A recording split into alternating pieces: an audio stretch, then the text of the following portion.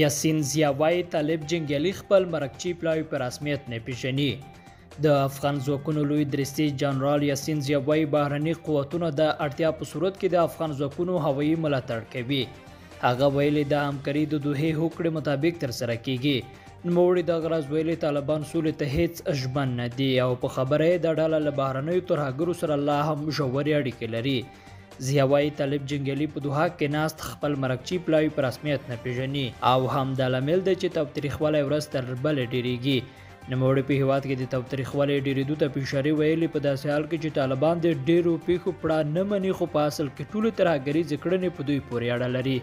بلخوا جاپان یونیسف ادارې سره د افغانستان لپاره د واکسین برابرولو په موخه 8.1 میلیون امریکایي ډالر مرسته کړې ده. د مرستې وکړنن په کابل کې د عامه روغتیا وزارت سرپرست جواد عثماني په حضور کې په افغانستان کې د جاپان سفیر تکهاشي یوشکی او د یونیسف ادارې استازي شیماسین ګپتا ترمنځ لاسلیک شوې ده. ویل کېږي چې دا پیسې به د تبرکلوز، سرخوکان، پولیو او تور زیړي پر واکسین جوړولو ولګول شي.